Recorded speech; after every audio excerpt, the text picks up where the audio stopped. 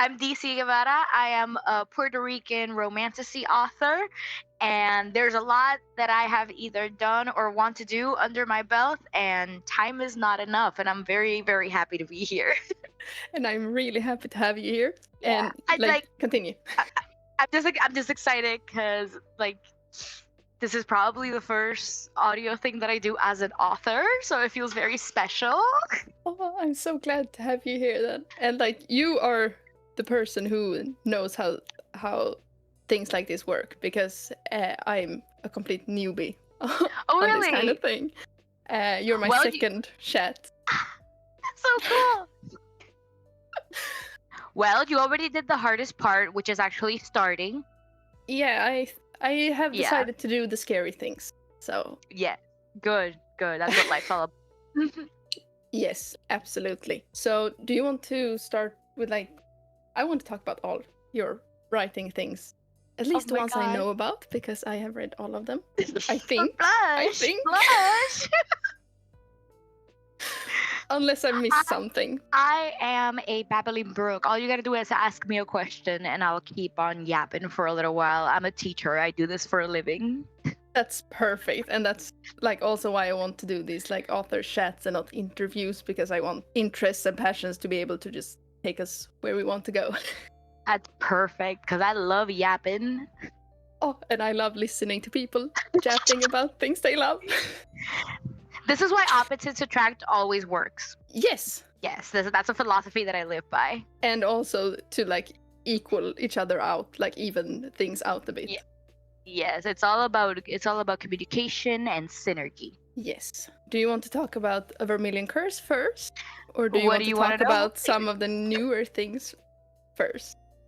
I guess a Vermilion Curse is a good way to start because it is the genesis of it all, really. Without a Vermilion Curse, I don't think I would have had the gumption to come out and actually do this whole author thing, you know? I live in Puerto Rico, which is something that I'm pretty sure we're going to touch on when we talk about second languages. But I live in Puerto Rico, and for the longest time, I was told, and I was under the impression that writing and publishing was just not a possibility here. Don't get me wrong, we do have publishing houses and we do have our own authors and community of readers and writers and stuff. But Puerto Rico was a little bit behind in regards of all of that. We don't have any of the big five over here or anything. So all of the publishing houses that we have are editorials and they're very small and community driven. A lot of them are driven mostly by universities and college professors and college students. So they have very specific topics. There wasn't a viable way for me to publish my demon smut book. You know what I mean? You know what I mean? So a lot of writing here in Puerto Rico is usually considered very serious, and it should be. Don't get me wrong. There is a space for that because I do think it's important for us to have an equal balance of literature. Especially Puerto Rico, which is a place that's so heavily politicized, and we need to keep that alive. But also, whenever I'm not doing that, I want to read about a sexy bookworm demon that finds a woman that he finds incredibly annoying, and somehow he falls in love with her. I want that. I want the duality of man. You know what I mean? Yes, absolutely. And you did a very good job. I really love this book. Thank you. I always get very nervous about ABC because ABC it's my baby, it's my eldest daughter. It's the first one I published. It's the one that I continuously look back on, and I still sometimes I'll grab my own physical copy because I'm writing the second book. Sometimes I don't remember what detail I put, so I have to go and buy the second copy. And I notice places where I could be better now, and sometimes I cringe, but sometimes I just have to keep going because it's already published. I can always come back and make a new edits version later, but that's not the main priority right now, especially with how tight money is. But ABC, what can I say about ABC that I haven't really said in a written format? It's the story of my heart, simply because my main goal as an author, mine, I can't speak for anybody else's, but my main goal as an author is to entertain. Yeah. I want to entertain people. I do understand there are many authors who are doing far more intellectual work than me, and kudos and flowers to all of them, especially people who are doing their best to communicate much more complex ideas in ways that I would don't think I have the energy, intelligence, or bandwidth to do. But of what I can do is entertain. And I like making sure that I can distract people for a little while. I do have big, important, epic books that I read, and I feel like they changed my life in very significant ways.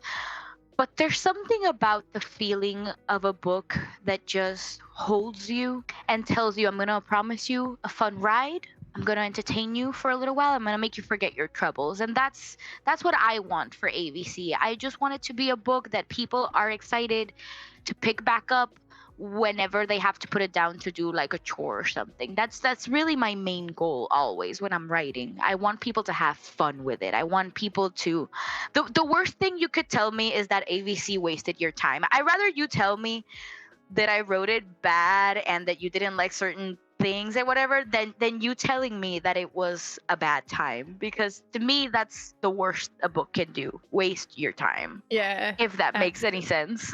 it makes perfect sense, and I feel like you really do that well, and like sometimes we just need to escape reality. And I think it's important to always hold space for both, because like a reality is that we are very much living in tumultuous times where things keep shifting around and things keep changing, and some of it is good but most of it is bad, unfortunately. And sometimes between us surviving the everyday, it's nice to just escape into a book where all of the problems are manufactured and you're promised a happy ending. And that's what I want to offer people when they pick up any of my work. I think my saddest work, quote unquote, is the latest Marie Antoinette short story that I wrote. And even in that short story, I make a point to highlight a lot of fun aspects in Marie Antoinette's life while also making allusion to the sad ones, because there's no way for you to write anything regarding Marie Antoinette without addressing the fact that she, dies Yeah. eventually. So I was like, I want to approach this the same way Sofia Coppola did in her 2006 movie, which is one of my favorite movies of all time. And I found that short story. I remembered giving it to my professor, and I remember her telling me that she was very moved by it. So I was like, okay, then I can share this now, because I'm at a point in my life where I feel confident enough in my abilities to share my short fiction, at least. And I'm really proud of that one, honestly. It hasn't really gotten around as much as I'd hope it would, but I knew that was a gamble, because it's historical fiction, and historical fiction is very hit or miss in the indie space, or at least my experience with it. But it's one of my favorite pieces. I love all of the pieces that I have written in different ways for different reasons, and Marie Antoinette just feels like something different in my career, which it very much is when you compare it to everything else. Yes. It was one of those where I was like, I'm going into this with a very small amount of knowledge. Like, I know the basics, but it's not something I have dived into more than just like school, Mm-hmm. And I feel like I got away with like a lot of more interest after reading it. I mean, that honestly, that satisfies me as an author, but that satisfies me more as a teacher. Like, I'm like, yes, go read about people from the past. That's how we learn. I also did have a good time reading it, so you don't have to worry about that. I'm glad. I don't know, whenever an idea like that finds me, I usually try my best to write it down before it leaves, because I have a somewhat short attention span. So whenever an idea like the Marie Antoinette short story captivates me, I immediately have to, like, if I don't do it now, I won't do it ever. I can relate so much.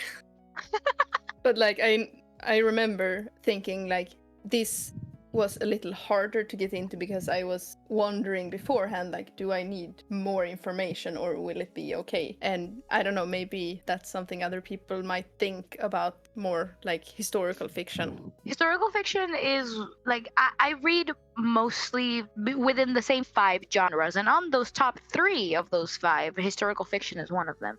And I always know it's a harder sell, because historical fiction, a lot of people kind of consider it homework too, because you need to have a basis knowledge of whatever it is that you're going to read about before you go in. It's really hard to get into even a Victorian romance novel if you have zero knowledge of how the Victorian era worked. So history buffs are usually the ones that flock towards the historical history section, which is completely understandable. And I always knew it was gonna be something which is why I put it up on Ichio first, because I was like, if it's gonna be experimental in a way, let it be free. Let it be free, or a pay what you want method, or whatever people want to give me money for. Let it be as the gods desire. Yeah, but I feel like historical fiction also has, like, when people like historical fashion fiction, they really like it. It's like with like niche anime fans. Oh yeah, but just like niche anime fans, you have the two camps, you know? Like, there's people who like historical fiction but don't mind taking liberties. I fall into that camp. I don't mind when liberties are taken if it's for entertainment's sake, you know? Like, I don't care that in Gladiator 2 people have New York accents. It entertains me, and Denzel Washington is giving it his all. I don't really care. And then we have historical fiction purists who need to have everything right down to the letter. And sometimes, very few, but sometimes I tend to fall into that category. But my problem with that category specifically, even though I find myself sometimes there, is that it doesn't allow a lot of flexibility for your creativity to flourish, you know? Yeah. And, you know, at the end of the day, the second word is just as important as the first one: historical fiction. Exactly. We're making all of this up. Otherwise, you could read the textbook. Exactly. And it's not the same pizzazz. Absolutely not. But from one thing to another, we started with A Vermillion Curse, and now we moved away. And yeah, before we sorry, moved I back, do that. No, that's perfectly fine. So before we move back to my obsession with your characters, I think we have a stop to make with another short story. Yes, I have a short story debuted in Reverent, an anthology of divinity, which was edited and organized by Quinn Lee. Shout out to them. They were a great organizer for this. I really could have not asked for a better editor, organizer, everything that they did. They're fantastic. But I wrote a short story called A Song for the Roosters. For anyone who might be interested, A Song for the Roosters is a short story about a Jibara woman, a woman from the country in Puerto Rico during the 1930s or so. And she is an overworked eldest daughter who one day meets an angel up in the mountains. And she wonders what that angel wants with her. A Song for the Roosters is extremely personal in a way that is very different from AVC. A Song for the Roosters, first off, it's Puerto Rican, right? Yes. It's the first time I'm writing. Well, it's not the first time. I'll talk about that in a second. But it's the first time that I'm publishing, let me say. It's the first time that I'm publishing something directly tied to Puerto Rico, as I use my Puerto Rican identity to boost it and promote it. And what was important for me to get across the most in that short story is that the Puerto Rican people are a very resilient people. We are very hardworking. We are very dedicated to what we do for the sake of mostly our loved ones than ourselves. Puerto Rico has a certain, oh my god, I forgot the word in English for it. Fama. Fame, I guess. It's not the same word, but you know as well as I do that being bilingual is difficult. When you forget one word in one language and can't substitute it with the other. Or when there isn't one. Oh, that's even worse.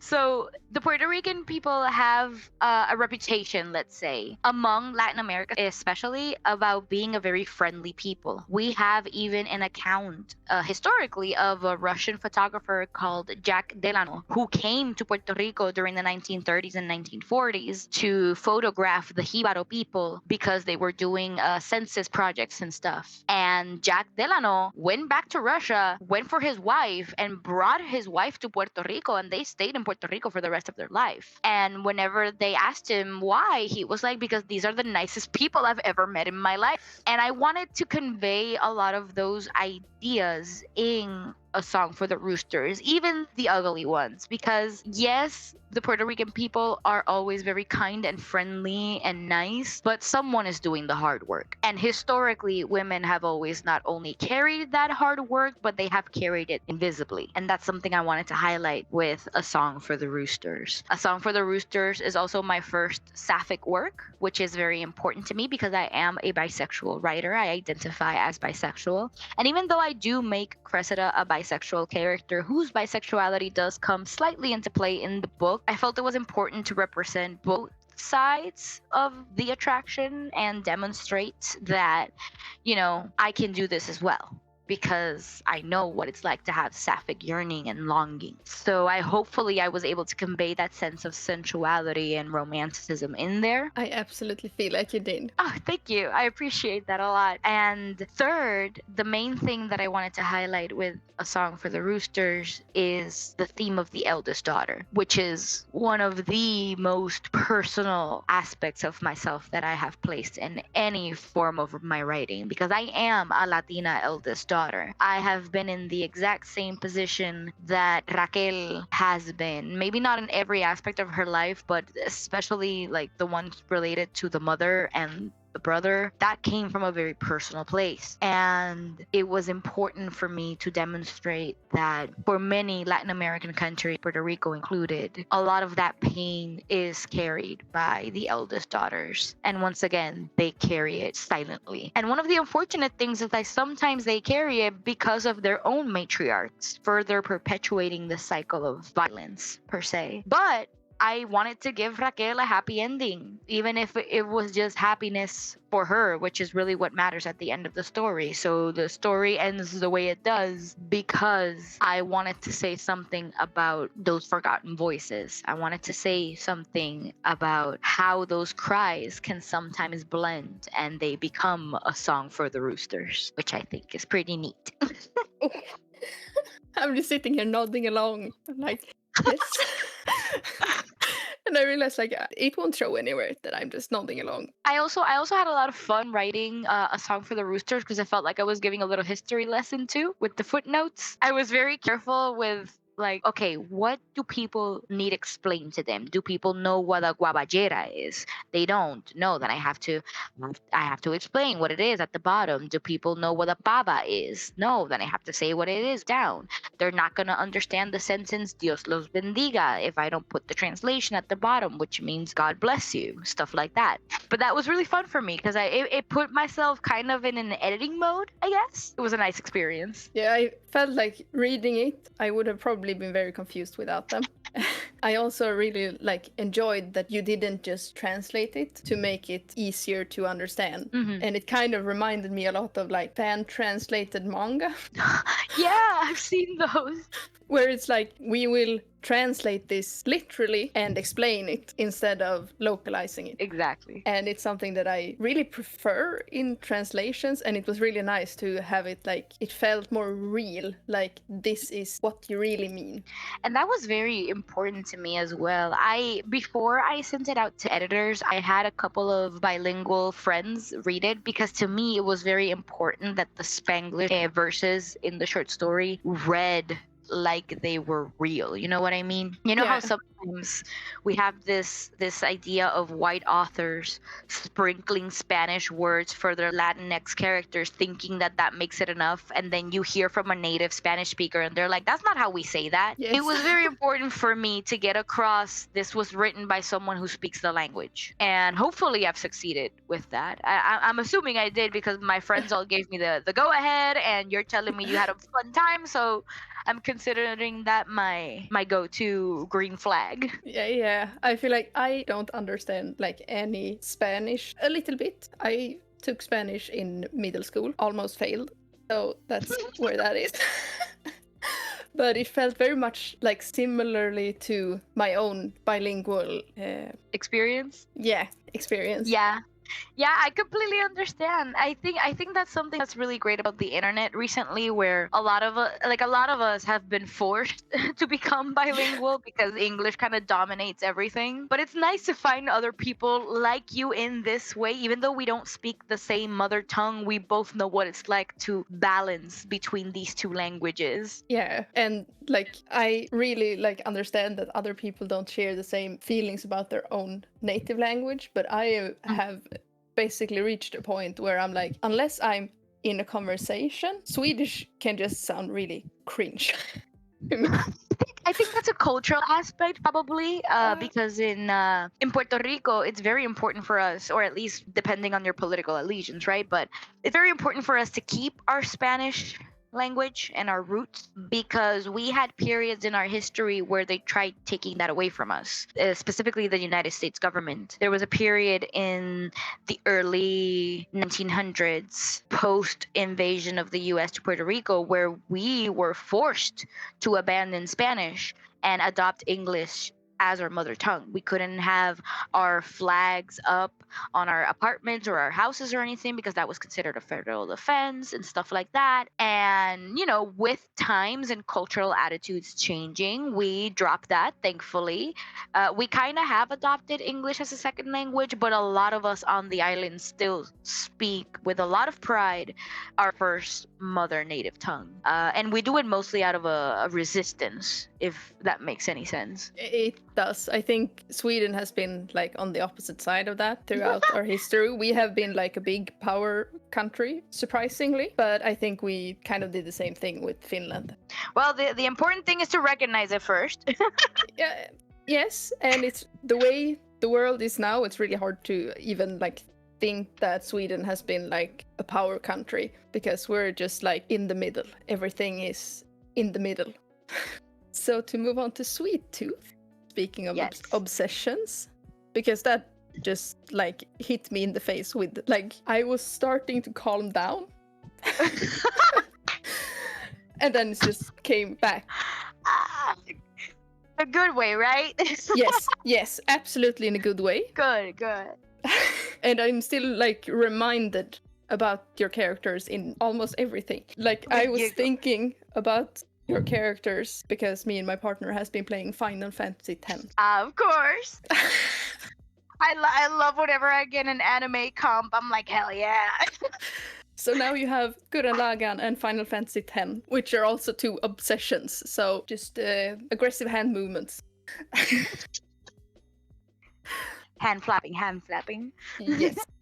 But Sweet Tooth. Sweet Tooth came about because I wanted to celebrate the first year of ABC being out, but I didn't have anything. So I was like, okay, I have to make something cute in order to be like, yay, we did it. So I wrote the first chapter of Sweet Tooth and I released it on Substack. And at the time, it wasn't called Sweet Tooth. It was just like a generic, like the type of title you give a fan fiction on AO3. And I did it on purpose, of course, because I love fan fiction. And I was writing fan fiction of my own stuff. So I thought it was only appropriate. But then the second anniversary came around a little bit after, in December, I think it was. In December, I started thinking, what if I write more? And that was really it. I had a lot of other stuff to do, but my brain was like, but what if you write something kind of empty and cute? And I was like, yes, what if I do that? So I sat down and I wrote a second chapter for Sweet Tooth, kind of the continuation of the first one, where she does follow up on that promise and comes to the other side of the country to stay with him. And it just kind of spiraled out of control. And before I knew it, I had 3 chapters done and I was like, I need to do something with this. So I gave myself the February deadline and I was like, I'm going to release this for Valentine's Day because I love Valentine's Day. And I always think I want to do something cute for it and then I never do. So I did it for the first time this year. I whipped up the last couple of chapters that it needed. I edited down myself with the help of some friends and acquaintances. And I commissioned that beautiful, gorgeous cover that it has that I love with my whole heart. And bing, bam, boom, here we are. I have a novella now. And it's with the exact characters from the first novel, but in a completely different setting. And I love it. It was just so fun because I put Raisan and Cressida through so much shit on through books 1 and 2 that I needed a place where I just treat them nice and I gave them good things like donuts and kisses, and I did it. Yay for me. Yes. And tears for your readers. Happy Exactly. tears. Happy tears, giggles, if you will. Yes. Absolutely giggles too. And little like feet flapping. Yes, that's exactly what I want. That's exactly what I want. I want the tee-hee effect with Sweet Tooth. I want people to read it and go tee-hee, tee-hee. It was a bit more than just tee. I felt so much after reading that. Just like filled with happiness. Good. I can make them happy sometimes, I swear. But you can't always have happy.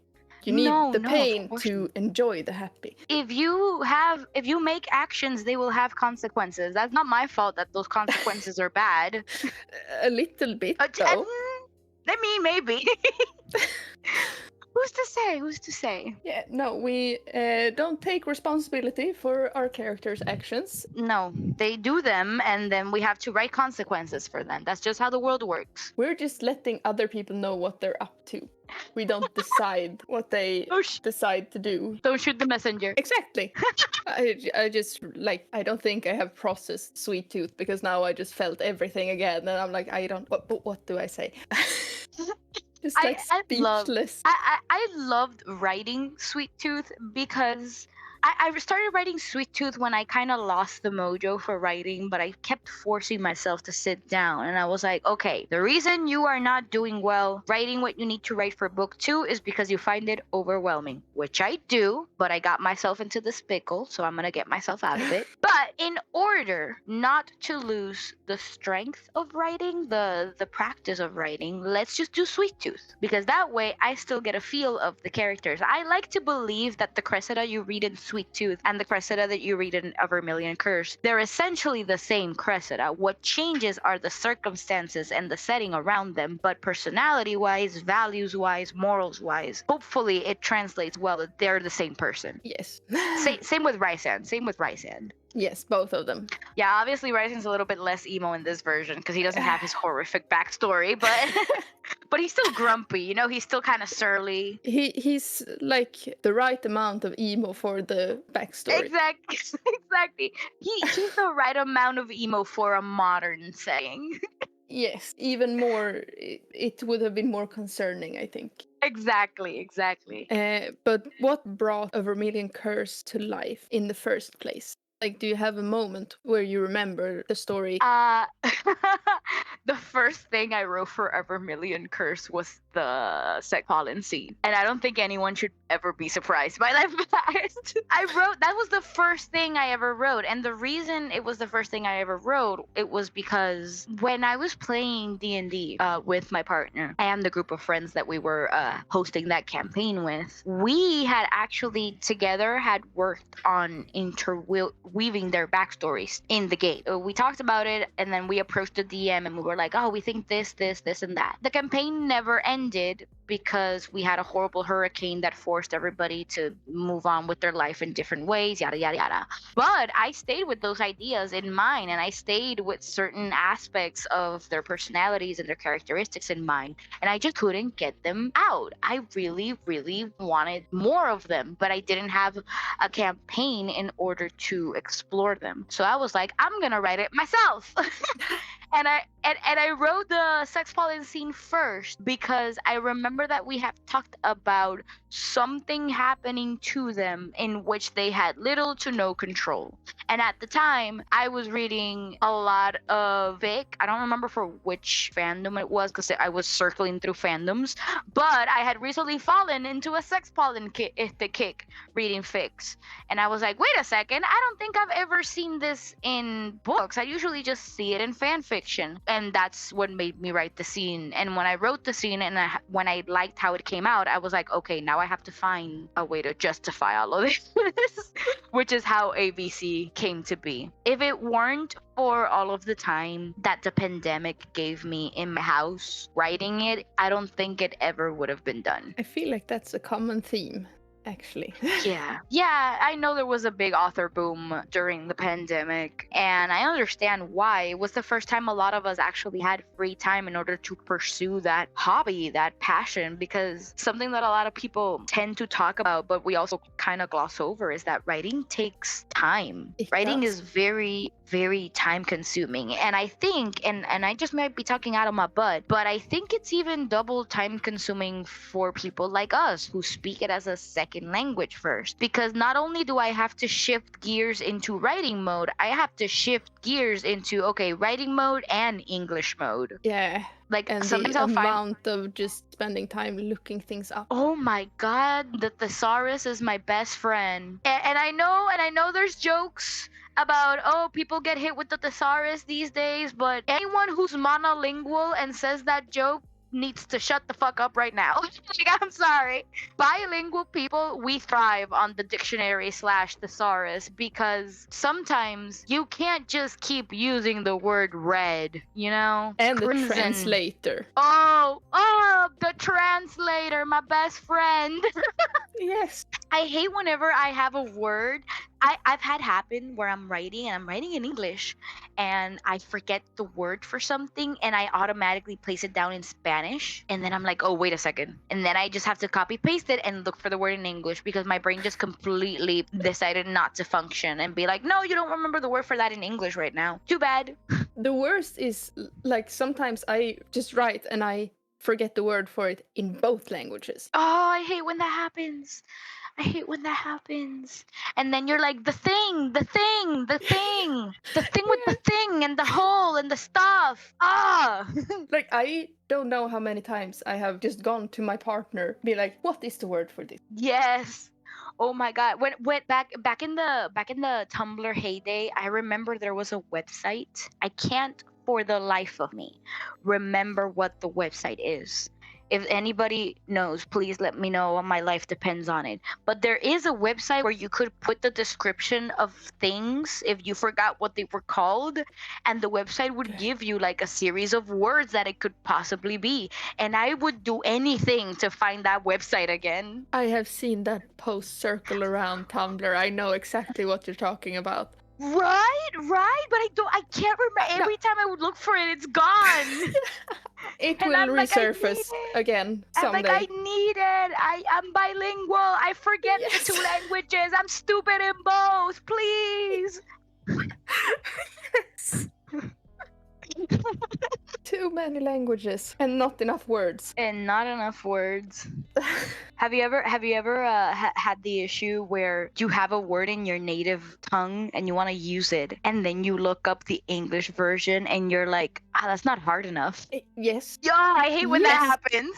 But mostly it's like it's not really what I'm after. Yeah, that also happens a lot too, and I don't like it. I'm trying to remember like a specific example right now. Like we have the word lagom in Swedish, which is basically a description for the whole country. And it's like not too much and not too little. Just like right amount, but not in a not always in a good way.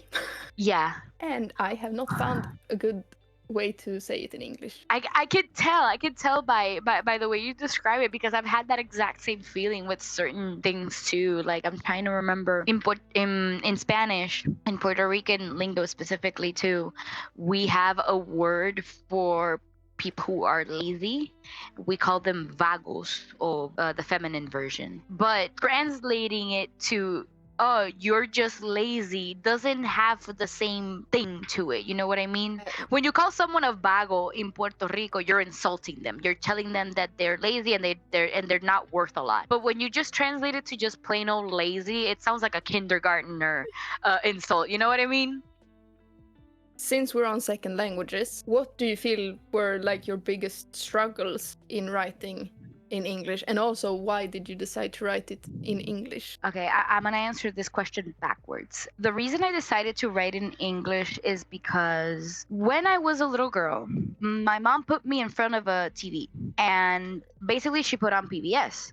And the reason I mention this is because I learned English before I learned Spanish. And I think it kind of rewired my brain a little bit. I do speak Spanish in my normal everyday life, at my job, with my coworkers, with my family, etc. But it is extremely easy for me to code switch into English because I grew up essentially stuck to the TV. So to me, it sounds slightly more natural and it feels more natural. And I think those feelings also translated to how I learned both languages, writing and reading them. I learned how to read faster in English and I learned how to write faster in English than I did Spanish. However, I do have to preface this with the idea that Spanish is a tough language. Like I'm positive that I wouldn't know it if I wasn't a native born speaker because Spanish has a lot of different pronunciations. Spanish has the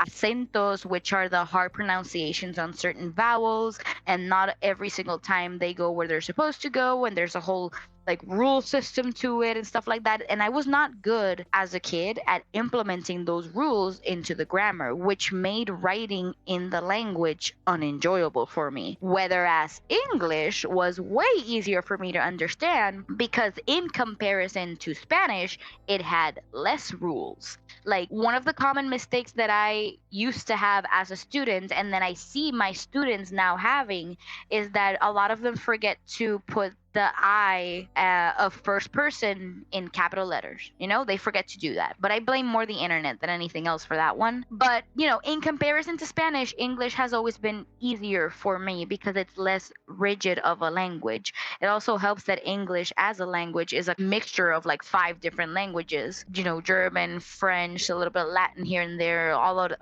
the Germanic language, all of that. So I think English being a conglomeration of so many different things made the grammatical rules of it be a little bit more relaxed in comparison to other languages because there's a lot of rules in Spanish grammar and my brain cannot take that many. So English was the right call for me. And I think it also helps that I was a PBS kid. I learned mostly how to read and write and signals and understand stuff through PBS, through TV. Like I'm not kidding when I tell you that my mom glued me to that TV real hard. It educated me for my first 2 years of pre-K and kinder because I knew English. They wanted to bump me up a grade, but only based on that fact. I still couldn't read and I still couldn't like do a lot of basic things pre-kinder kids and kinder kids do, but because I knew how to speak in English, they wanted to move me, which is crazy considering it in hindsight. So I decided to write it in English because of the ease of it. And I always feel conflicted about it because on the one hand, I did it for my own sake and convenience because I knew the limits of my capabilities. I am not a strong Spanish writer, and I don't think I have it in me to be so. And that's just a limit that I recognize that I have. However, I also feel like I'm betraying my people, you know? Like, because Puerto Rico has such a tenuous relationship with the United States specifically regarding our status as a colony, and I personally myself do consider myself an independentista, someone who advocates for Puerto Rican independence from the US. It does make me feel a little bit like a betrayer that I'm like, yeah, Puerto Rico libre, Puerto Rico free forever, but I'm still gonna use the language. Okay, thanks, bye. I can absolutely see that. Yeah, like that's another reason why in the short stories that I'm writing, I'm experimenting more with that. There's a short story that's coming out in October. It's a part of the Scream Queers anthology published by Ink and Gray Press. And that short story is called Machetera, which in essence translates to the machete wielder or the person who wields the machete. But you know, machetera is one word and sounds better. Yeah. And machetera is a story about a Puerto Rican young woman in the 80s who went to high school in a small town in the middle of fuck nowhere, and how she feels alienated by that society, and how the very few people of color in that society feel alienated by a lot of the people there. But I specifically injected it with a lot of Puerto Rican themes and ideologies and topics because it was important for me to get across to to a possible audience that my identity is important to me, and my identity as a writer is extremely important to me, especially as a Puerto Rican writer, because now we are slowly getting an emergence of a lot of Puerto Rican authors who are making it into the scene. But before 2020, it was basically an empty landscape. Do you also feel like it plays in? You talked earlier about how it was less fiction published. Did that play in any role as well, or was it just the ease of it? As to playing a role in me publishing my book, or I'm a little confused with the question. In English. Oh, okay. No, I think the decision to write it in English was always just based on the fact that it was the language that I found myself most comfortably writing in. Because again, Spanish just has so many grammatical things that I can't keep up with. And also, this is just a personal nitpick, but you know quotation marks for when we use them in dialogue scenes? Yeah. Spanish doesn't have those, and I don't like how it looks on the paper.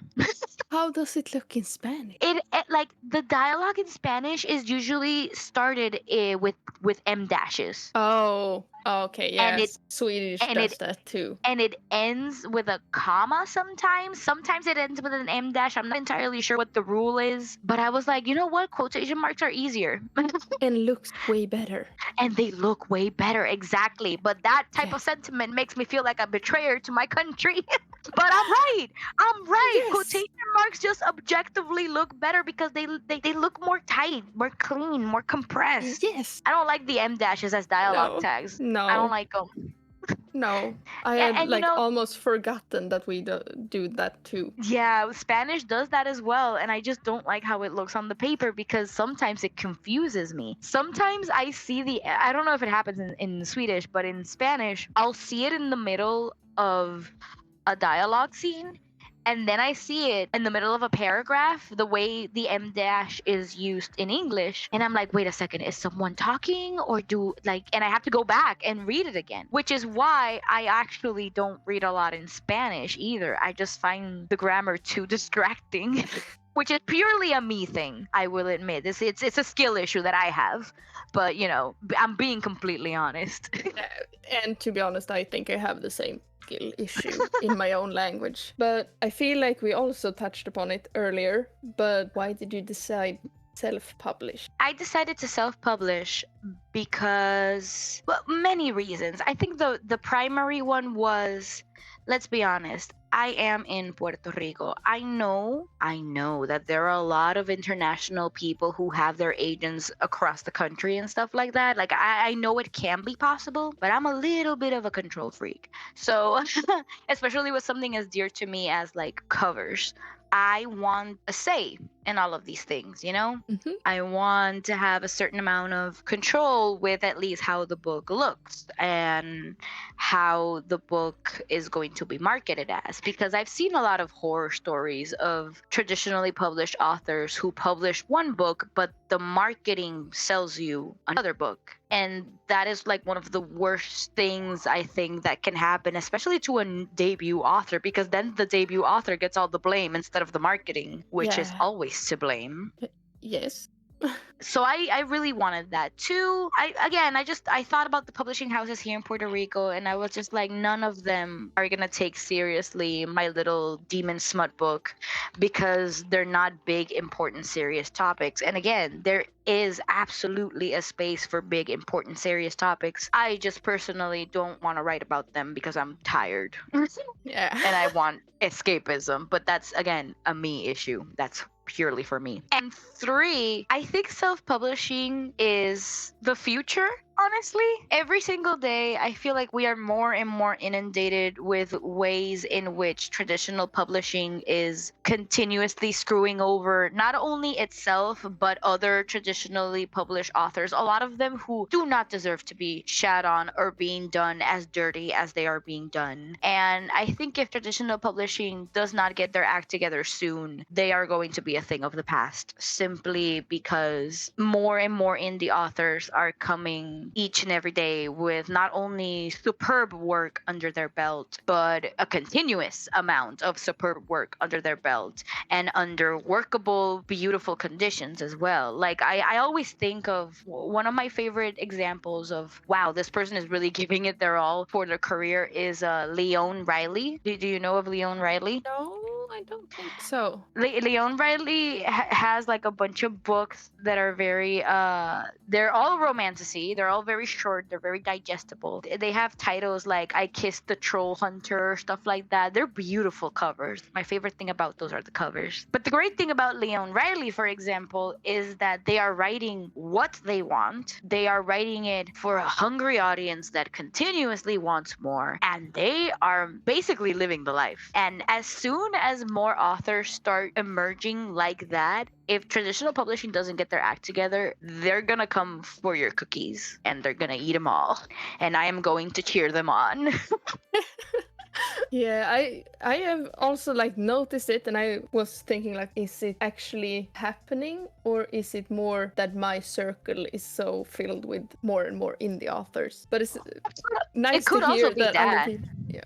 Like, don't get me wrong, it could also be that. Like, absolutely, the more we are in social media, the more we are surrounded by like our inner bubbles or our smaller bubbles and stuff. But like, let's just look at the past week. Let's look at the football looking ass guy who read a couple of book talk books and now he has a book deal, and the controversy that sparked. Yeah. That traditional publishing trying to do a gimmick and it completely biting it in the ass, you know? And if they continue to treat publishing as a gimmick machine more than as an actual business where you partake in entertaining or educating others, they are going to keep losing the way they have been losing for a long time. Yeah, I feel like they are still very much doing the same thing they're always doing while the world is moving forward. Exactly. Traditional publishing is very stuck in the past. And like, we gotta move on. We gotta move on. Yeah, but I also feel like it's good that there are options.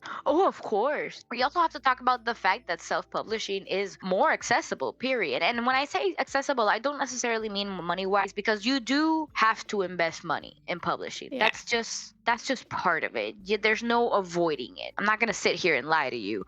But I think the important thing with self-publishing that we have to remember is that if you are smart, if you save up money, if you try to do things in a very timely and organized manner, you can do it. The dream is there. It's achievable. You just have to put in the hard work, be willing to learn, be willing to be a little bit humiliated along the way, and you can do it. But it's not easy. No, and I wouldn't. And people who claim it is are lying. Those are the ones that are lying to you. Yeah. The thing that nobody warns you about being a self-published author is that you are your own boss, but that also means that you are your own worst critic. Because I have had days where I'm like, damn, I didn't write a single thing today. What did I do? Why am I even calling myself a writer? And let's be honest, this is not a healthy way to think about things. I am not condoning for this, but it is a reality. And I'm pretty sure it happens to a lot of us where, since we are self-published, we don't really have to answer to anybody, but we do have to answer at least to ourselves. And when we fail, that's something that we have to kind of reflect on. Was it because of circumstances of things I didn't have any control over, or was it because I decided to play repo for 5 days straight and not touch my Google document? Those are the things that we have to discuss. Or was I writing fan fiction for a month instead of actual productive work? Was I actually writing, but was I writing fan fiction, something that's not going to produce any work? Awesome. Sometimes I'll even use that and justify it as, hey, but at least I'm still writing. And like, yeah, that's true, but you can't do it for 5 days straight, you see. You can't. But sometimes you gotta get it out of your system. And if you don't, you will just continue to think about it and write like 10 words in your main document. That's true. It's all about learning how to balance all of the little monsters that live in your head. What tip would you give your younger self in regards to like authoring? You can finish it. You can finish it. It looks impossible right now, but trust me, you can finish it. Because past me almost gave up so many times because I either like broke the book, I thought I had written myself into a corner, I thought I had a problem I couldn't fix. There were so many roadblocks where I just continuously thought I can't finish it. It's unfinishable. But no, you can finish it. All you have to do sometimes is just step away from it, breathe, and the answer will come. Because man was past me a little bit more impatient than I am right now. I've chilled out way more. That's a really good tip. You mentioned in the form that you consider yourself a jack of all trades. So I was wondering if you have anything author related that you wish you were better at. I wish I was probably better at world building. I know that's a common thing that I have received feedback on and that I am listening. It's just that personally, I don't enjoy when world building is overwhelming to me as a reader. So I don't particularly want to write it in an overwhelming manner. I was hoping that my world building was well built through dialogue and through historical bits here and there in ABC, but I'm listening and I'm learning, and I'm going to integrate a little bit more practice in world building wise for book 2, because certain plot developments that have happened in book 2 do require me to open up that well a little bit more. So hopefully I can get better at that, because it's something that I am working on. Now I'm really excited for book 2, even more than I was previously. Yeah. I'm excited for it too. I'm just gonna have to stand behind you with the baseball bat. Is that motivating? Yeah, yes, I work best under pressure. I think that's my threat to all of my writer friends. But do you have anything you feel like you are really good at, author related? I like to think I'm good at character, at voice. One of the constant things that I would get some feedback on was that people could tell when the point of view shifted from Rysan to Cressida and then back to Rysan, because the voices were distinct. So I think I'm pretty good at voice. I like to think so, at least, because I write often from a third person point of view. So it's very important for me to get across the fact that even though we are reading it in a third person, it is a limited POV. It is a limited third person POV, and that we do get injections of their own personality and quirks as we read the world through their eyes. So I think that would be my best quality as a writer, personally. I think I would agree, and I actually feel like that's the thing I value most when reading. Maybe that's why it's an obsession.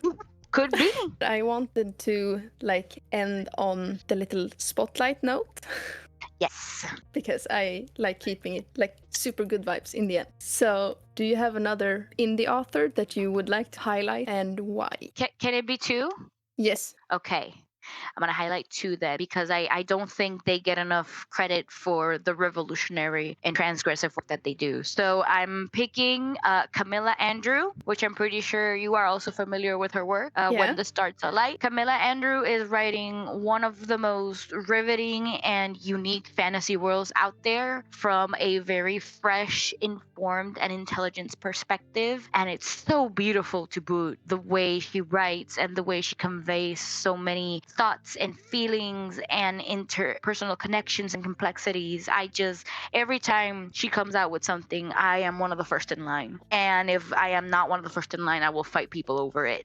Love Camilla Andrews' work. And the second author that I'm highlighting is Lads. I love Lads' work. They usually write some of the most unhinged, dark fantasy type of thing, while also being able to write some of the most beautiful, grotesque, visceral things I've ever read. I'm completely obsessed with both The Cradle of Night and The Fealty of Monsters. They have such fantastic worth and such unique perspectives on things like the grotesque, the severity, the violence, gender. They have so many interesting things to say about all of these, while also giving me amazing yaoi vampires. It's fantastic. Everyone should go pick up any of Lad's work as well, especially if you're more into the darker, more obscure elements of literature. I definitely suggest giving Lads a try. So the two extremes, if you want really intricate, very pastel colored lenses type of world, you go with Camilla Andrew. If you want something more dark, you go with Lads, because they are both fantastic. And I really haven't seen a lot of artists and a lot of writers work with the same themes or ideas in the way that they do. So I think they're doing great work. Those are two very good authors to highlight. Do you have anything else you want to say before we wrap it up? I have a short story coming out on October on the Scream Queers anthology, Machetera, coming out October 2025. I'm very excited for that. There is an upcoming project that I'm not really allowed to talk about. Just know that a Puerto Rican legend remix is in the works. It's another short story that I'm working on for something, and that's all I'm gonna say about that. You have my eyes and ears. Thank you so much for having me. I love yapping my heart out. Thank you so much for being here and accepting this author chat. Of course. It's so fun. Everybody read. Read romance, read broadly, read a lot, and read with your heart.